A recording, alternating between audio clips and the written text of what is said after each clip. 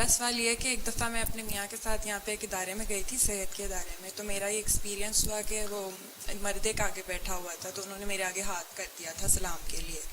تو میں نے پیچھے، مجھے سمجھ ہی نہیں آئی کہ میں کروں یا نہ کروں. کیوں کر دینا تھا؟ تو میرے ہندو بھی تو یوں کر دیتے ہیں نا، کوئی نہیں سلام کرتا. تو میں نے اس بارے میں پوچھنا تھا کہ کئی دفعہ ہوتا ہے کہ اگر ہوتا ہے نہیں کرنا، آپ ہاں جی کہتے ہیں اس کے بعد کہتے ہیں کہ میں نہیں کرتی مذہباً. اور میرے ساتھ بھی ایک آدھ دفعہ ایسا ہوا ہے، تو آگے میں چھپ کے یوں کر دیتا ہوں، اگلے کو سمجھ آ جاتی ہے. جزاک اللہ. ہاں، تو یہ تو آپ نے اپنے آپ کو بچانا ہے. اگر ڈرتی ہیں معاشرے سے تو پھر نہیں ہوگا کچھ بھی.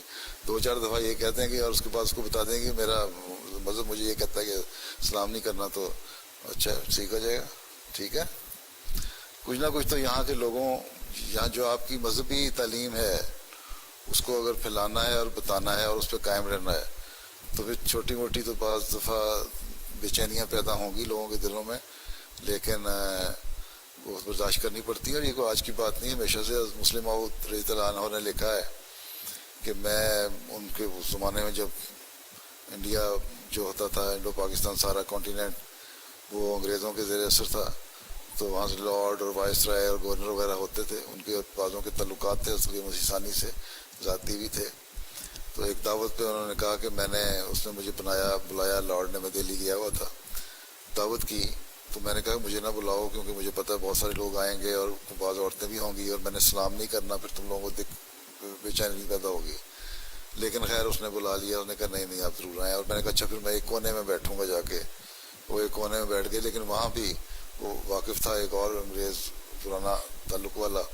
وہ آ گیا، اس کی بیوی نے ہاتھ بڑھایا، انہوں نے کہا معذرت ہے میں سلام نہیں کرتا. وہ بڑی ناراض ہوئی، اور وہ انگریز جو تھا وہ خود بھی بڑا شرمندہ ہوا کہ میرے آپ سے اتنے پرانے تعلقات ہیں، آپ بھی کہتے ہوں گے. اس نے بعد میں لکھا کہ میں ساری رات بے چین رہا کہ آپ بھی کہتے ہوں گے کہ میرے سے اتنے تعلقات ہیں، اس کو پتہ ہے میری باتوں کا، اسلام کی تعلیم کا. اس کے باوجود اس نے اپنی بیوی کو نہیں بتایا تھا کہ اسلام کے لیے ہاتھ نہیں بڑھانا، اور بیوی کے لیے میں لگا پریشان رہا. تو خیر نے کہا، بعد میں نے اس کو خط بھی لکھا، اس کی دعوت بھی کی، اور اپنی بیوی کو بلایا اور ساتھ بٹھایا اس کے، اور کھانا کھانا کھایا. خیر اچھی دعوت ہوگی، اس تسلی دلاتی چلے گئے.